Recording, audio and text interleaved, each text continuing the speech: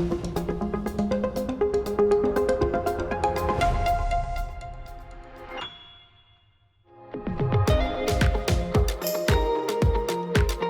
been a great year at the Diabetes Research Center, and there have been a lot of breakthroughs, a lot of exciting papers, a lot of exciting work. But one of the aspects that I'd like to focus on is teplizumab. And this is a medication that we helped bring to clinical practice through a clinical trial showing that it delays the onset of type 1 diabetes. Teplizumab has really changed the way that we can actually frame diabetes studies. By showing that you can halt the trajectory of this disease, we've opened up limitless possibilities for disease modulation and potentially even ultimately the prevention of type 1 diabetes.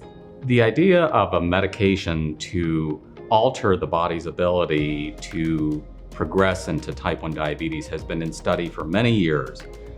It's just very recently that the FDA has now approved the use of teplizumab for patients with this early stage of type 1 diabetes. Teplizumab is a great drug because it's able to help people who are about to develop type 1 diabetes. We call this stage of type 1 diabetes, we call it stage 2. We didn't even know it existed for years, but now we know that for a period of time before you know that you have diabetes, you're in a stage where your blood sugars are a little bit elevated. If we give you this medication, it'll delay the chances that you're gonna actually get diabetes for several years. Another study was done to look at people who had diabetes, so already been diagnosed, and then used teplizumab in that population. And what that showed is that that group had a better production of their own body's insulin over time and some better outcomes as well. This is totally game changing. We can now say, hey, look, we have something to actually offer you. We can prevent the onset of diabetes for years. That's so meaningful to families when you put into context what happens in the several years that we can delay the onset of type 1 diabetes for them.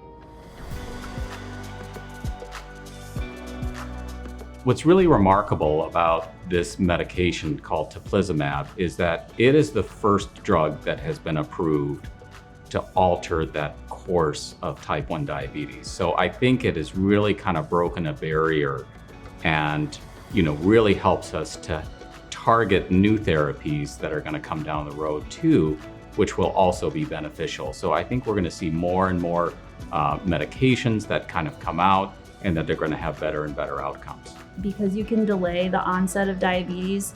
I like to think about this for our younger patients because each year as a patient with type 1 diabetes, you go through about 1,500 insulin injections. So for every year that you can hold off developing diabetes, it's 1,500 less pokes. Just thinking about a kid running around, being able to have an entire year without being poked, I think puts that all in perspective. So even if you still end up getting diabetes, having an entire year where you can play soccer or do gymnastics or do whatever you want, when you sort of walk through what the pros and cons of this are, being very practical about what a couple of extra years without diabetes are for a kid, it really means a lot to families. From my perspective, one of the exciting aspects in looking back at the use of teplizumab have been in really seeing that whole process where you go from a medication that is really being studied in a laboratory setting to then early clinical trials and how we do the research studies and we're seeing patients, we're kind of following them for outcomes, and then seeing it come all the way to FDA approved as the first drug ever for the prevention of diabetes in children. I think for the first time ever, we've had tangible evidence and hope that something that seemed inevitable could potentially be preventable. When our patients come in now that the drug is available clinically, they come in, they have their infusion. It typically goes pretty smoothly. And what's been great to see is how enthusiastic all of our providers have been because it's so efficacious. I mean, we've had our pharmacist really champion this so that it's very smooth. We don't have access to our infusion center on the weekend, but we can even admit people directly to the hospital for a brisk infusion and then send you right home.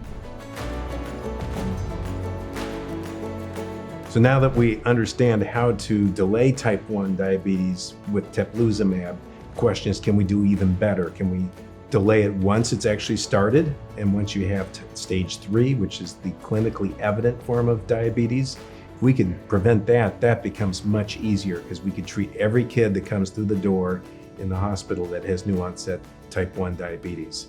And so we have 2 additional studies that are ongoing, trials, where we're trying other medications at other time points to see if we can better prevent type 1 diabetes.